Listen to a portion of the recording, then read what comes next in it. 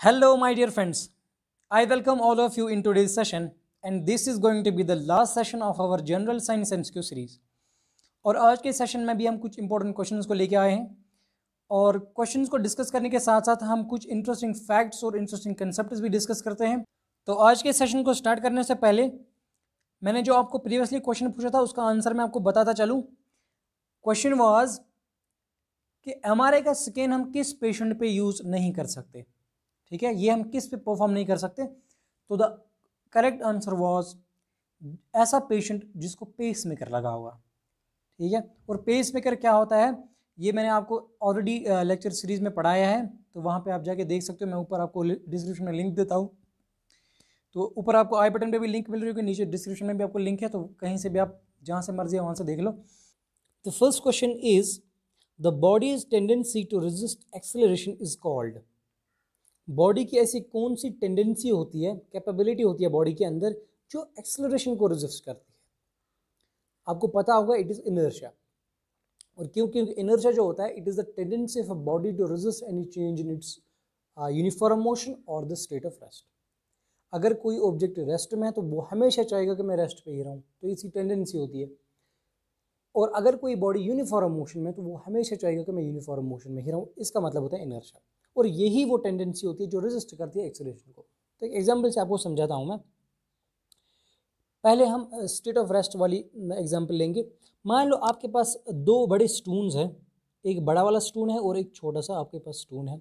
मान लो इसका मास जो है वो है 10 kg और इसका जो मास है वो है 1 kg। तो दोनों में से आपको मुश्किल कौन सा पत्थर उठाना होगा? Absolutely it is this one, जो बड़ा वाला पत्थर है। क्यों? बेसिकली इसका मास जो है वो बहुत ज़्यादा है। सो इनर्शिया जो होता है ये डायरेक्टली प्रोपोर्शनल होता है मास के। जितना ज़्यादा मास होता है ऑब्जेक्ट का उतना ज़्यादा उसमें इनर्शिया होता है।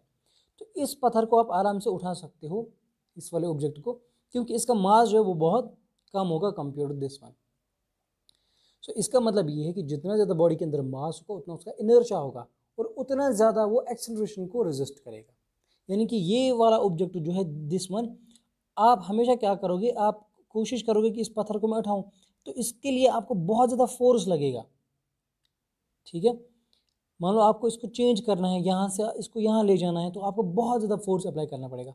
इसको आप आराम से थोड़ी सी लात मारो, ये भाग जाएगा, ठीक है ना। तो इसका इनर्शिया भी बहुत कम होगा, इसको जल्दी एक्सलेट कर सकते हैं। बात समझ आई आपको? दूसरी एग्जाम्पल मैं ले रहा हूँ किसकी? यूनिफॉर्म मोशन की। और वो क्या होता है देख लो। अर्थ जो है ये रिवॉल्व, आपको पता है अर्थ रिवॉल्व कर रहा है अराउंड द सन, एक इलिप्टिकल ऑर्बिट में, ठीक है। ये अर्थ है, ये मान लो सन है यहाँ पे। तो जब ये कंटिन्यूसली यूनिफॉर्म मोशन में रिवॉल्व कर रहा है अर्थ के इर्द गिर्द, सो इसकी यूनिफॉर्म मोशन है। अब अगर आपको, ये हमेशा चाहेगा कि मैं यूनिफॉर्म मोशन में रहूँ। अब अगर इसको चेंज करना होगा इस यूनिफॉर्म मोशन को, तो आपको उसको एक्सेलरेट करना पड़ेगा। तो उसके लिए आपको एक्सटर्नल फोर्स इस पर अप्लाई करना पड़ेगा। बात समझ आई? जिसकी वजह से अर्थक्वेक हो सकता है या कुछ चीज़ें हो सकती है। तो यही मैं ऐसे ही समझा रहा हूँ आपको। सो अदरवाइज ये पॉसिबल नहीं है, क्योंकि जब कोई बॉडी, क्योंकि इसके अंदर बहुत ज़्यादा इनर्शिया होगा, तो जब कोई बॉडी यूनिफॉर्म मोशन में कंटिन्यूसली मूव कर रही है, वो हमेशा चाहेगा कि मैं कंटिन्यूसली इसमें मूव ही करूँ, कंटिन्यूसली इसमें यूनिफॉर्म मोशन में ही रहूँ, ठीक है। Unless and until there is no unbalanced force acts on it. बात आ रही है समझ? सो इस चीज़ को हम क्या कहते हैं? इनर्शिया कहते हैं। क्लियर? अब जो बाकी चीज़ें यहाँ पे है, फोर्स तो आपको पता ही है फोर्स क्या होता है। Force is actually mass into acceleration, ठीक है ना। एनर्जी जो होता है it is force into distance, और मोमेंटम जो होता है it is mass into velocity, ठीक है। तो ये हो गई बाकी सारी चीज़ें।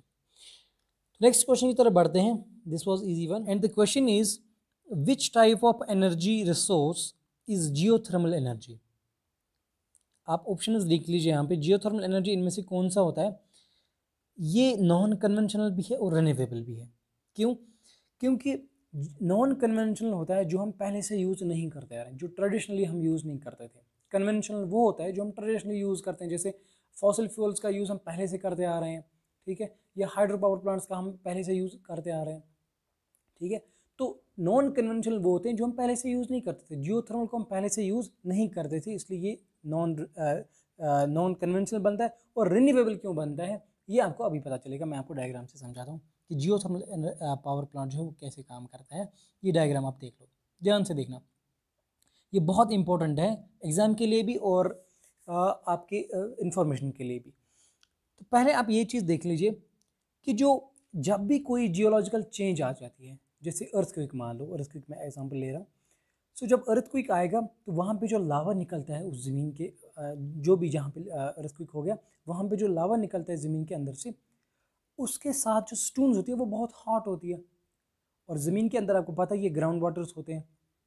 तो जब भी ग्राउंड वाटर अब इस हॉट स्टोन्स के साथ कंटेक्ट में आएंगी तो वहाँ वो क्या होंगी, डेफिनेटली वो बॉयल हो जाएंगी। तो बॉयल होके वो क्या करती हैं, वो स्टीम प्रोड्यूस करती हैं। तो यहाँ से आप देख लो, ये हॉट वाटर है, ठीक है, और इस हॉट वाटर से क्या हमें मिलता है, डायरेक्टली स्टीम मिल जाता है। और हमें पता है कि स्टीम को हम डायरेक्टली यूज़ कर सकते हैं स्टीम टर्बाइन्स पे, क्योंकि स्टीम क्या करता है, ये इन स्टीम टर्बाइन्स को रोटेट करता है, ठीक है। तो जब ये रोटेट हो जाएगा तो हमारे पास मैकेनिकल एनर्जी तो आ गई, ठीक है। अब इस मैकेनिकल एनर्जी को हम इलेक्ट्रिकल एनर्जी में कन्वर्ट कर सकते हैं by the use of generator. तो यहाँ पे आप देख रहे हो ये जनरेटर हमने लगाया है। अब इस जनरेटर से हमें मिल गई इलेक्ट्रिसिटी और इसी इलेक्ट्रिसिटी को हम फिर ट्रांसफ़र कर सकते हैं, ट्रांसमिट कर सकते हैं उन प्लेसेस पे जहाँ पे इलेक्ट्रिसिटी अवेलेबल नहीं होगी। आपको बात समझ आ रही है? तो और ये रिन्यूएबल क्यों है, तो आई होप ये जियोथर्मल पावर प्लांट आपको समझ आएगा किस तरीके से काम करता है। अब रिन्यूएबल क्यों है, देखो यही स्टीम जो है वापस आके फिर क्या होगा, ये हॉट वाटर में वापस कन्वर्ट हो जाएगा। अब ये हॉट वाटर को हम फिर से कूल करते हैं by using of cooling tower, और इस कूलिंग टावर से जो अब पानी निकल के आएगा वो हम नीचे इंजेक्ट कर सकते हैं इंजेक्ट वेल में, तो फिर से ग्राउंड वाटर में चला जाएगा। यानी कि आपका पानी फिर से इस्तेमाल हो सकता है इस सेम प्रोसेस के लिए। So that means it's a renewable source of energy, ठीक है। So geothermal power plant is non conventional, ये आपको समझ आ गया, and it is a renewable source of energy. और किस तरीके से ये काम करता है ये चीज़ भी मैंने आपको समझाई, क्लियर। तो इस तरीके से जियोथर्मल पावर प्लांट जो होता है ये काम करता है। तो नाउ ये आप यहाँ पे डायग्राम देख सकते हो कि किस तरीके से जियोथर्मल पावर प्लांट जो है किस तरीके से इसको काम में लाया जाता है। यहाँ पे कोई जियोलॉजिकल चेंज आई होगी, फिर उसकी वजह से जो स्टीम यहाँ पे प्रोड्यूस होता है उसको हम देखो कितनी पाइप्स लगी होती हैं यहाँ पे, तो इन्हीं पाइप्स के ज़रिए से हम क्या करते हैं, फिर इस स्टीम को कन्वर्ट करते हैं फिर इलेक्ट्रिसिटी के लिए भी, और फिर वापस इसको पानी में भी कन्वर्ट किया जाता है कूलिंग टावर्स की मदद से। सो बात करते हैं नेक्स्ट क्वेश्चन की, in a transverse wave medium particles oscillate dash to the direction of propagation of wave. ऊपर आपको डिस्क्रिप्शन में लिंक मिल रहा है, उस लिंक में आपको ट्रांसवर्स और लॉन्गिट्यूडनल वेव्स क्या होती हैं, किस तरीके से काम करती है और पार्टिकल्स इनके अंदर कैसे होते हैं, पूरा डिस्क्रिप्शन आपको वहाँ पे मिलेगा। लेकिन यहाँ पे मैं आपको इतना समझाऊंगा कि जो ट्रांसवर्स वेव हमारे पास होती है, चलिए मैं आपको डायग्राम से दिखाता हूँ। ये हमारे पास एक ट्रांसवर्स वेव है, देखो इस वेव को यहाँ से यहाँ तक प्रोपगेट करना है, यहाँ से यहाँ इसको जाना है। तो जो मीडियम पार्टिकल्स इसके अंदर होते हैं वो इस तरीके से इनके ऊपर नीचे जाते हैं, यानी परपेंडिकुलर ही वो इस वेव की तरफ जाते हैं। जाना तो वेव को यहाँ से यहाँ था, लेकिन ये मीडियम पार्टिकल्स परपेंडिकुलर ऑसिलेट करते रहते हैं इस वेव के अंदर, ठीक है। So perpendicular to the direction of the wave होते हैं ये मीडियम पार्टिकल्स, ठीक है। और इसको हम जहाँ तक ये वेव जाएगा उसको एम्पलीट्यूड कहते हैं, ठीक है। तो अगर फॉर एग्जाम्पल ऐसी अगर ये यहाँ तक जाता तो ये इसका एम्पलीट्यूड बन जाता, लेकिन ये यहीं तक है, so this is the amplitude of the wave. और दो क्रस्ट्स और दो ट्रफ्स के बीच में जो डिस्टेंस होती है उसको हम कहते हैं वेव लेंथ, ठीक है। और कितने नंबर ऑफ साइकिल्स बन जाते हैं उसको हम फ्रीक्वेंसी कहते हैं पर सेकेंड या टाइम पीरियड के हिसाब से। तो आई होप ये ट्रांसवर्स पे आपको समझ आया होगा। सो इसका जो आंसर है it is second perpendicular to the direction of wave, ठीक है। और जो फर्स्ट है पैरेलल होता है लॉन्गिट्यूडनल वेव, ठीक है, ये मैंने ऑलरेडी आपको बोला है। तो चलिए नेक्स्ट क्वेश्चन की बात करते हैं। Question is ozone layer present in the atmosphere absorbs. तो ओजोन लेयर के बारे में भी मैंने आपको ऑलरेडी पिछले लेक्चर्स में डिस्कस किया है, इस पर बहुत चीज़ें हमने डिस्कस की हैं, इस पर बहुत सारे क्वेश्चन भी इस पर हमने किए हैं। तो ओजोन लेयर का जो मेन काम होता है वो ये होता है कि जो सनलाइट होती है, सनलाइट अल्ट्रावायलेट रेडिएशंस भी रेडिएट करता है। तो उन अल्ट्रावायलेट रेडिएशंस अगर वो डायरेक्टली हमारी स्किन पे या हमारे ज़मीन की जो क्रस्ट है इसका, और इसका जो क्रस्ट है अगर इस पर डायरेक्टली पड़ जाए तो हमारे जो प्लांट्स है या हमारी जो बॉडी है ये इफेक्ट बहुत ज़्यादा इफेक्ट हो सकती है।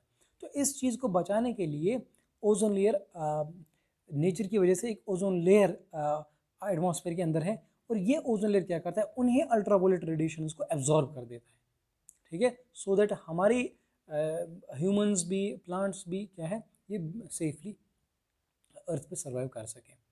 तो ओजोन लेयर का मेन काम क्या है, second is the right answer, ultraviolet arriving from the sun, इनकी एब्जॉर्ब करता है ultraviolet light arriving from the sun, so second is the correct option.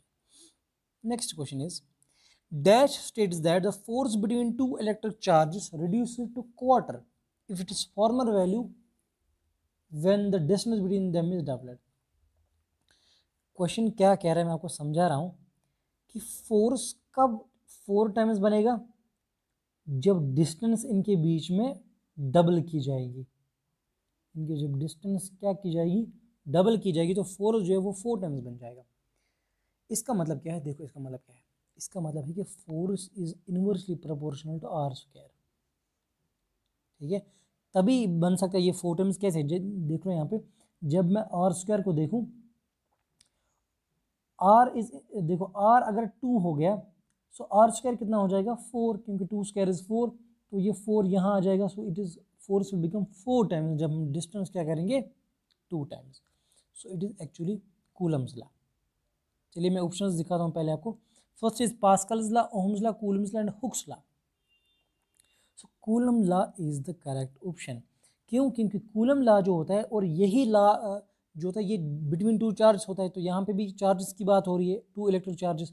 So force between 2 charges according to Coulomb law, force between 2 charges is K(Q1 Q2) divide by r square, ये होता है force हमारे पास, ठीक है। और इसी relation से आपको पता चल सकता है, क्योंकि यहाँ पे फोर्स जो है ये इनवर्सली प्रोपोर्शनल होता है आर स्क्वायर, तो यहाँ से ही आपको अगर डिस्टेंस आप रिड्यूस करोगे या इंक्रीज करोगे 2 टाइम्स या डबल करोगे, तो फोर्स आपका रिड्यूस हो जाएगा 4 टाइम्स, कम हो जाएगा 4 टाइम्स, ठीक है। तो बाकी जो लॉज है यहाँ पे आप देख सकते हो, पास्कल लॉ जो होता है ये होता है बिटवीन प्रेशर एंड फोर्स, कि पास्कल क्या कहता है कि प्रेशर जो होता है it is force per unit area, ये होता है पास्कल्स लॉ। ओह्म्स लॉ तो आपको पता ही है, ये होता है वोल्टेज एंड करंट के बीच में, और voltage V is equal to IR, this is Ohm's law. Voltage जो होता है ये डायरेक्टली प्रोपोर्शनल होता है करंट के। और कूलम लॉ मैंने आपको बोला, और लास्ट जो यहाँ पे बचता है it is Hooke's law. Hooke's law होता है कि जैसे कोई स्प्रिंग मान लो आप, उस स्प्रिंग का जो फोर्स होता है it is equal to K × X, यानी कि जितनी आप डिस्टेंस बढ़ाओगे उतना आपका फोर्स बढ़ जाएगा, ठीक है। सो ये होता है hooks law. So I hope ये सारे लॉज आपको समझ आए होंगे। सो हमारा जो क्वेश्चन था it was about Coulomb's law, ठीक है, तो इसको नोट करके रखना। Next question is saffron is obtained from dash of the plant. Saffron plant के किस पार्ट से मिल जाता है हमें, ये आपको पता होना चाहिए। सैफरॉन हमें स्टिग्मा से मिलता है, ठीक है। यहाँ पे आप ऑप्शंस देख लो, fourth is the correct option, stigma style. तो चलिए मैं आपको डायग्राम से समझाता हूँ, पूरा ये कंसेप्ट समझाता हूँ। देखो ये सैफरॉन का प्लांट है, और सैफरॉन के प्लांट को हम क्रोकस स्टिवस भी कहते हैं, या सैफरॉन क्रोकस भी कहते हैं, जैसे आपको याद रहेगा। सो इसका कॉम है नीचे से, और ये लीव्स हैं, और लीव्स के बाद स्टेमन यहाँ पे येलो कलर का, then we have red colour stigma, और इसी स्टिग्मा से यही हमारे पास क्या होता है, इट इज़ एक्चुअली सैफरॉन, और ये इसके पेटल्स हैं। तो सैफरॉन अब कहाँ से हमें मिलेगा, फिर स्टिग्मा से ही, कि ये मैंने आपको क्लियरली समझाया है डायग्राम से। तो और याद रखना, ये जो सैफरॉन की कल्टीवेशन हो जाती है, चाहे ईरान की बात करूँ मैं या चाहे J&K की बात करूँ, ये बहुत डिफ़िकल्ट होती है, क्योंकि एक सैफरॉन के प्लांट से हमें हार्डली 3 या 2 स्टिग्मास मिल जाते हैं। तो इसका मतलब इसके लिए हमें बहुत सारे फ्लावर्स का यूज़ करना पड़ेगा। सो इसके लिए बहुत सारी लैंड भी हमें चाहिए होगी। सो यूजुअली सैफरॉन की जो कल्टीवेशन होती है, ये आप देख सकते हो, ये मैंने दूसरी इमेज ली है, यहाँ पे क्लियरली आप देख सकते हो कि स्टिग्मा पे ही यहाँ पे क्या होता है, सैफरॉन के ये जो तीन यहाँ पे आपको स्टिग्मास देखने को मिल रहे हैं। तो ये आप क्लियर इमेज से यहाँ पे देख सकते हो सैफरॉन की। तो इसकी जो कल्टीवेशन होती है ये मोस्टली हो जाती है ईरान में। तो यहाँ से मैंने आपको बोला था कि इसके लिए बहुत सारी लैंड भी चाहिए होती है, और बहुत सारे फ्लावर्स इसके लिए लगाने पड़ते हैं। तो इसीलिए ये जो है इसकी जो प्राइस है वो बहुत ज़्यादा बढ़ जाती है। इट्स द रीज़न बिकॉज इसकी कल्टीवेशन बहुत लैंड और बहुत लेबर्स इसको लगते हैं, तो इसीलिए ये बहुत ज़्यादा महंगा भी होता है। तो ईरान में इसकी बहुत ज़्यादा कल्टीवेशन हो जाती है। इंडिया की मैं अगर बात करूँ तो इंडिया में इसकी जो कल्टीवेशन होती है ये सिर्फ JNK में होती है और JNK की डिस्ट्रिक्ट पुलवामा में होती है, ठीक है, पुलवामा डिस्ट्रिक्ट में। और ये याद रखना कि it is the cash crop of JNK, saffron is the cash crop of JNK।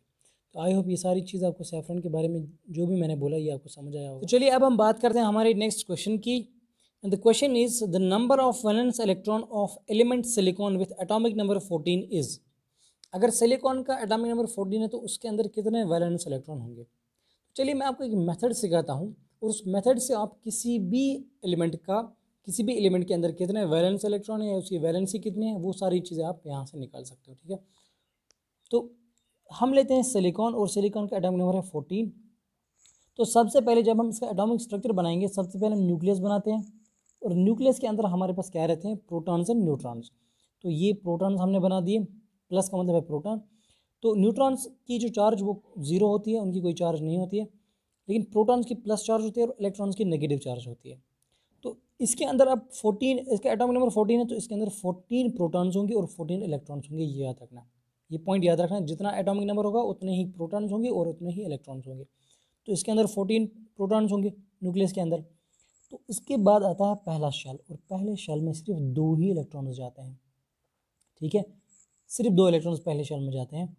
उसके बाद हम दूसरा शेल बनाएंगे और दूसरे शेल में जाते हैं 8 इलेक्ट्रॉन्स। तो हम यहाँ पे 8 इलेक्ट्रॉन्स बनाएंगे, 1 2 3 4 5 6 7 और 8 हो गए 8 इलेक्ट्रॉन्स। और ये 8 जो दूसरे शेल में मैंने बनाए और पहले शेल के 2 मिल के बन गए 10 इलेक्ट्रॉन्स। ये 10 फिल हो गए, ये ऑर्बिटल्स फिल हो गए, ये शेल्स फिल हो गए।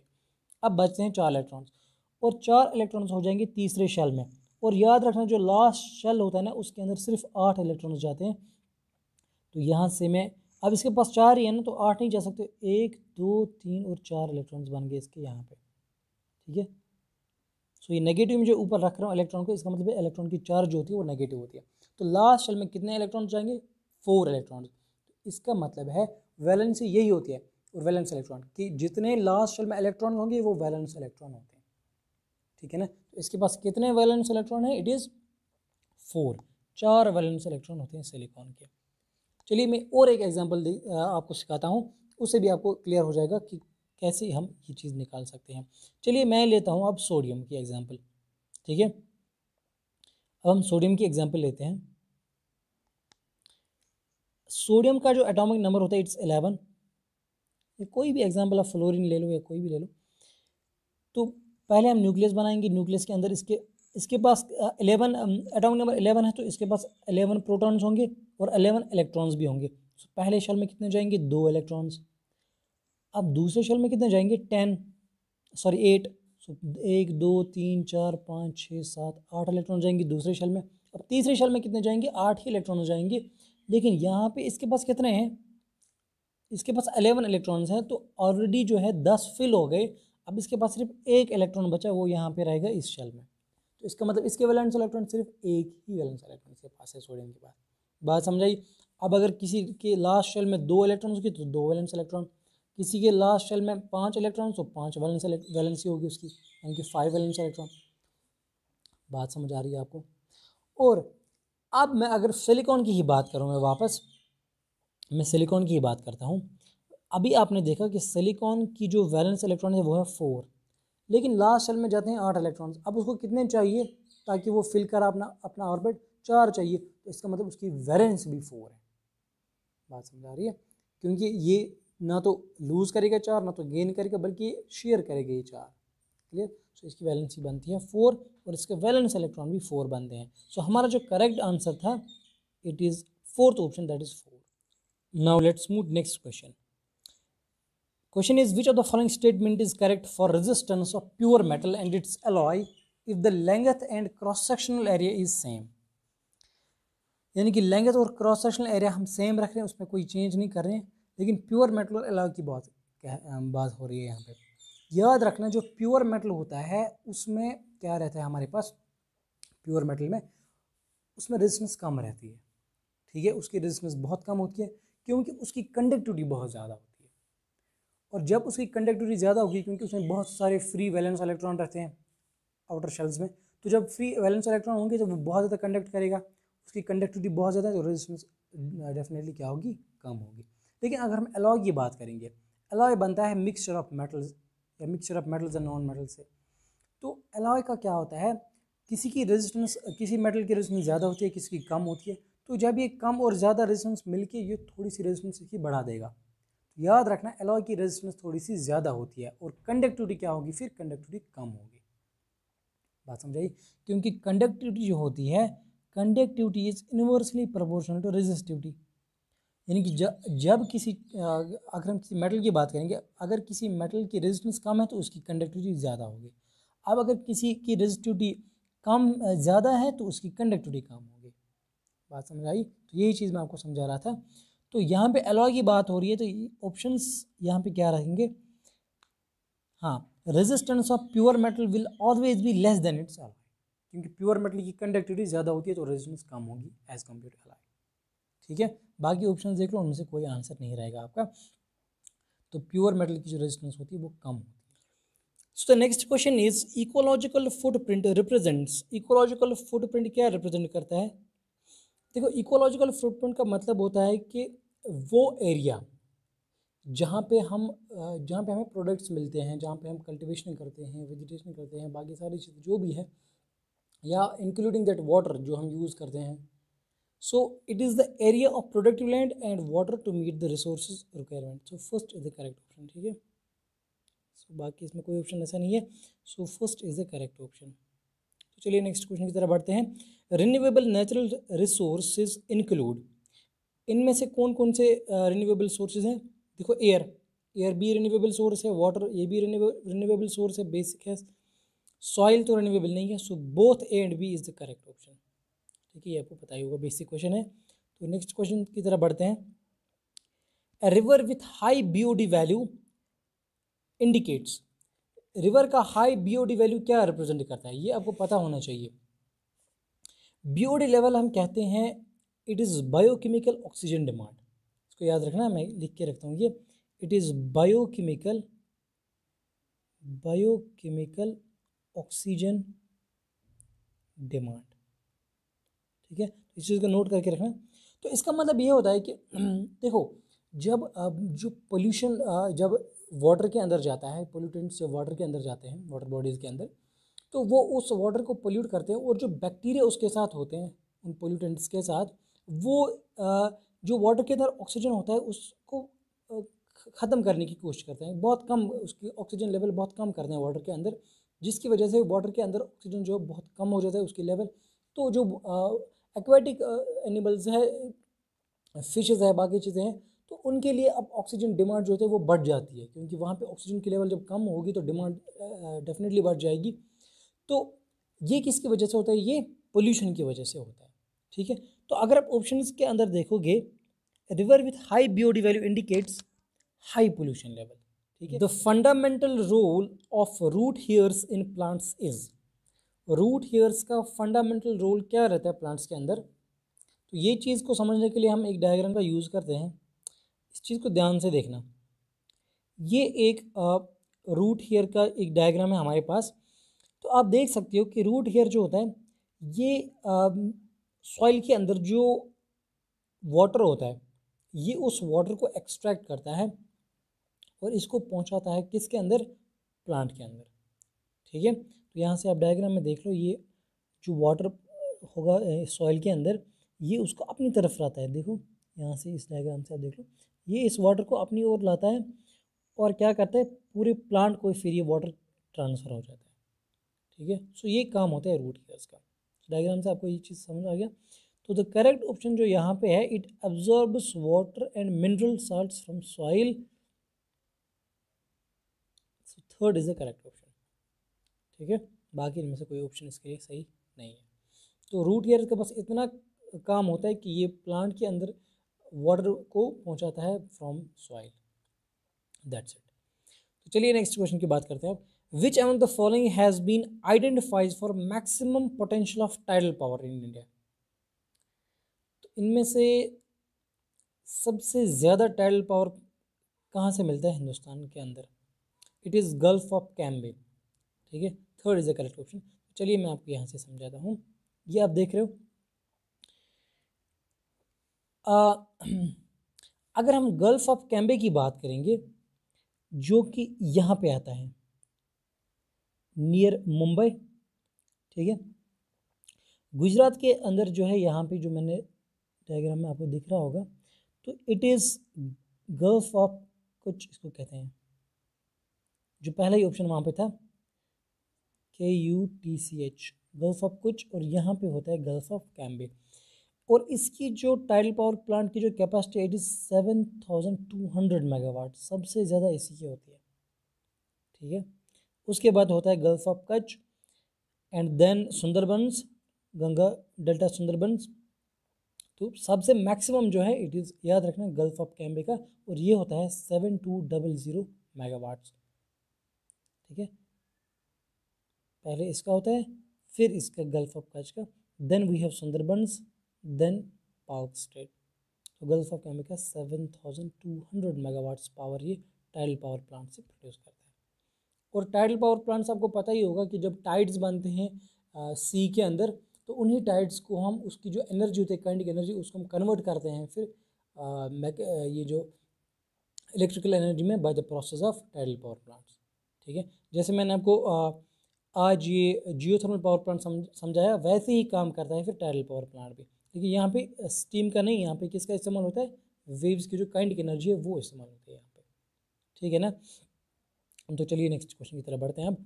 The water pollution in a river is measured by dissolved quantity of, water pollution हम किस क्वांटिटी को डिजॉल्व करके मेजर करते हैं, इट इज ऑक्सीजन, ठीक है। तो fourth is the correct option.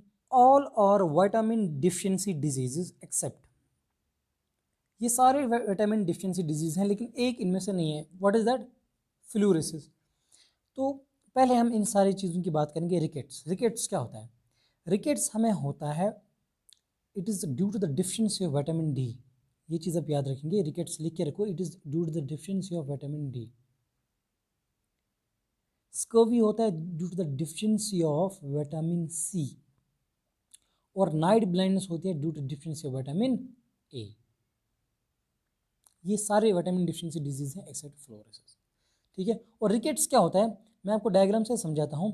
Rickets is basically ये एक ऐसी प्रॉब्लम होती है जो यूजुअली बच्चों के अंदर हो जाता है, और उनकी जो बोन्स है वो टेढ़ी हो जाती है, जैसे यहाँ पे लेग्स की बोन्स जो है वो टेढ़ी हो जाती है, इसको हम रिकेट्स कहते हैं, ठीक है।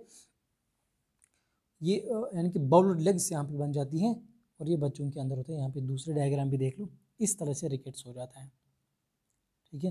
ये बहुत खतरनाक प्रॉब्लम है, इसका इलाज भी होता है बाद में। और जो स्कर्वी होता है, स्कर्वी इज दिस, ये ब्लीडिंग गम्स जो होती है माउथ के अंदर, इनको हम कहते हैं स्कर्वी, और ये होता है विटामिन सी की डिफिशिएंसी की वजह से। और विटामिन सी आपको पता है कि इनके अंदर होता है, जैसे लेमन के अंदर है, और ये ऑरेंज के अंदर है विटामिन सी, या टमाटोज के अंदर होता है विटामिन सी। तो ये चीज़ आपको यूटिलाइज करनी चाहिए, कंज्यूम करनी चाहिए, क्योंकि इसकी वजह से ऐसी प्रॉब्लम्स क्रिएट हो सकती हैं। So this is scurvy. और यहाँ पे मैंने और एक लिया है, दिस इज फ्लोरोसिस। मैं अभी इसके बारे में आपको बोलता हूँ फ्लोरोसिस क्या होता है। फ्लोरोसिस इज बेसिकली ये एक क्रिपलिंग डिजीज़ है, ठीक है, जो रिजल्ट होती है किसकी वजह से, जब डिपोजिशन ऑफ फ्लोराइड होता है। फ्लोराइड जब हार्ड और सॉफ्ट टिश्यूज बॉडी के अंदर डिपॉजिट होता है, तो उसकी वजह से क्या होता है, फ्लोरोसिस होता है। और ये होता है ये जैसे ड्रिंकिंग वाटर या इनटेक ऑफ ड्रिंकिंग वाटर या फूड या इंडस्ट्रियल पोल्यूटेंट्स होते हैं, उनकी वजह से जब लॉन्ग पीरियड ऑफ टाइम तक फ्लोराइड जमा होता है एक्सेस क्वांटिटी में, तो उसकी वजह से फिर फ्लोरोसिस बढ़ जाता है। और ये एक डंडल प्रॉब्लम है। ये इमेज आप देख सकते हो यहाँ पे इस तरीके से, ये वेरी माइल्ड फ्लोरोसिस है पहला वाला, और ये है माइल्ड फ्लोरोसिस, उसके बाद है moderate and then severe fluorosis. और ये यूजुअली होता है 7, 8, 9 ईयर्स चिल्ड्रंस के अंदर। तो ये बहुत सीवियर प्रॉब्लम होती है। सो आई होप ये सारी चीज़ें अब आपको समझ आएंगी। तो fluorosis is only disease that is not cause by vitamin, ठीक है। ये फ्लोराइड की डिपोजिशन की वजह से होता है टीथ्स के अंदर। तो चलिए आगे बढ़ते हैं, और हमारा जो नेक्स्ट क्वेश्चन है, which element is also known as traffic policeman in plants. आपको पता होना चाहिए, potassium is actually known as the traffic policeman in plants, ये याद रखना। पोटेशियम को हम ट्रैफिक पुलिसमैन, और क्यों बोलते हैं, because it regulates the movement of ions with in plants. ये मोमेंट ऑफ आयन्स को रेगुलेट करता है, मोमेंट ऑफ आयन्स को रेगुलेट करता है। ठीक है, जैसे पुलिस, ट्रैफिक पुलिस में क्या करता है, उसका काम होता है कि ये गाड़ी यहाँ से, ये वाली गाड़ी यहाँ से, लोग यहाँ से चलें। सो ये सारा प्रोसेस पुलिसमैन का काम होता है। इसी तरह यहाँ भी पोटेशियम क्या काम करता है, it regulate the movement of ions with in the plant. और ये एंजाइम एक्टिवेटर भी है, it involves in photosynthesis, proteins या कार्बोहाइड्रेट मेटाबॉलिज्म, सारी चीज़ें जो है पोटेशियम ही करता है यहाँ पे। तो इसीलिए इसको क्या कहते हैं, ट्रैफिक पुलिसमैन इन प्लांट्स। तो आगे बढ़ते हैं। आई होप ये सारे क्वेश्चंस बहुत इजी लग रहे हैं आपको और समझ आ रहे होंगे। तो decibel is use to measure the intensity of, decibel हम किसके लिए यूज़ करते हैं, it is use to measure the sound. ठीक है, इंटेंसिटी ऑफ साउंड। और इस तरीके का डेसिबल होता है हमारे पास, एक मीटर जैसा होता है जिससे हम साउंड मेजर करते हैं, इंटेंसिटी ऑफ साउंड। जैसे कोई ज़ोर से बोलते हैं ना तो ये नीडल यहाँ तक चली जाती है, तो अगर किसी की आवाज़ बहुत कम होगी तो उसी हिसाब से नीडल भी काम करेगी। ठीक है, इट इज़ नॉट डेसिबल, ये साउंड की इंटेंसिटी को चेक करता है। So the next question is now, the colour of sky is dash that an astronaut will see in space. Astronaut कौन सा कलर देखता है स्काई का, क्योंकि वो स्पेस में होता है। तो याद रखना उसके लिए स्पेस जो होता है, स्काई जो होता है, इट इज़ ब्लैक, ये ब्लू नहीं होता है, क्योंकि वहाँ पे कोई एटमॉस्फेयर होता ही नहीं है, तो वहाँ पे स्कैटरिंग ऑफ लाइट पॉसिबल ही नहीं है। ठीक है, तो जब स्कैटर लाइट होगी नहीं तो इसका मतलब ये है कि, ये मैंने आपको पिछले लेक्चर में भी समझाया था, स्कैटरिंग क्या होता है, डिस्पर्शन क्या होता है। तो जब स्कैटरिंग ही नहीं होगा तो ब्लू लाइट हमें दिखेगी नहीं, तो इसीलिए एस्ट्रोनॉट के लिए स्काई जो होता है इट इज़ ब्लैक। ठीक है, so fourth is the correct option. तो आगे बढ़ते हैं, ये मैंने एक डायग्राम लिया है यहाँ पे, तो ये एक एस्ट्रोनॉट है, तो आगे आप आसपास देख सकते हो जो स्काई है ये पूरा ब्लैक दिख रहा है यहाँ पे, बात समझ आ रही है। Now question is, when a stone is dropped into a pond the ripples formed on the surface of water are. जब हम स्टोन को ड्रॉप करते हैं, एक डायग्राम से देख लो यहाँ पे, ये हमने स्टोन को ड्रॉप किया वाटर के अंदर, और यहाँ पे जो रिपल्स बनती हैं ये क्या होती है, it is basically transverse wave. ये ट्रांसवर्स वेव की तरह होते हैं, जैसे आप देख सकते हो इस तरह से ये यहाँ से चली जाती है, फिर आगे आगे चली जाती है, और यहाँ पे क्या होता है, ऑसिलेशन टाइप जैसी होती है। जब आप ऐसी वेव्स को देखोगे, दीज आर ट्रांसवर्स वेव्स। ठीक है, तो यहाँ पे जो ऑप्शंस में है, पहला ही ऑप्शन है transverse wave, first is the correct option. बात समझ आ रही है आपको, ये लॉन्गिट्यूडल वेव नहीं होती, ये ट्रांसवर्स वेव होती है। Next question is, electric wires are generally coated with. Electric wires किससे कोट होते हैं, इट इज पॉलीविनाइल क्लोराइड, जिसको हम पीवीसी कहते हैं, आपने सुना होगा पीवीसी, पॉलीविनाइल क्लोराइड। तो इसी से हम जो है इलेक्ट्रिक वायर्स को कोट करते हैं, पॉलीविनाइल क्लोराइड्स को याद रखना, second is the correct option. Next question is, which one of the following is best describes the zombie fires. आपको पता होना चाहिए ज़ोंबी फायर्स क्या होता है। इसको ज़ोंबी फायर क्यों कहते हैं, क्योंकि क्या होता है ना, मान लो किसी जगह पे किसी फॉरेस्ट में आग लगी थी, अब उस आग को हमने बुझाया, तो कुछ पीरियड ऑफ टाइम के साथ क्या होता है कि ये आग फिर से भड़कने लगती है। After certain period of time ये आग फिर से भड़कने लगती है और फिर से आग ऐसी फैल जाती है जैसे पहले थी, तो उसको हम ज़ोंबी फायर कहते हैं। ये चीज़ याद रखना, ये वापस आ जाती है, क्योंकि ज़ोंबी डिजीज़ होते हैं ना, ये एक से दूसरी जगह फिर फैलता है कुछ टाइम के बाद। सो इट इज़ एक्चुअली, हाँ, fourth is the correct option, fire that continues to burn underground and then reignites on the surface after a period of time. तो फिर से रीइग्नाइट होती है, फिर से आग भड़क जाती है कुछ टाइम के बाद, उसको हम ज़ोंबी फायर कहते हैं। So this was the last question and I hope guys ये पूरी जो सीरीज़ है आपको बहुत पसंद आई होगी, और थैंक यू सो मच जितना आपने प्यार दिया है, और भी हमें सपोर्ट चाहिए, वीडियो को शेयर किया करें, और जितना हो सके वीडियो को लाइक करें, शेयर करें, और अगर आप हमारे चैनल पर नए हो सब्सक्राइब भी करें, क्योंकि आगे हमारे आने वाले लेक्चर्स जो हैं it will be on GK and reasoning पे भी हम लेक्चर सीरीज़ लाएंगे, और जनरल नॉलेज और करंट अफेयर पे भी बात करेंगे, और जहाँ तक पॉसिबिलिटी हो हम कोशिश करेंगे कि आपको बहुत ज़्यादा इन्फॉर्मेशन यहाँ से हासिल हो जाए। तो thank you very much guys.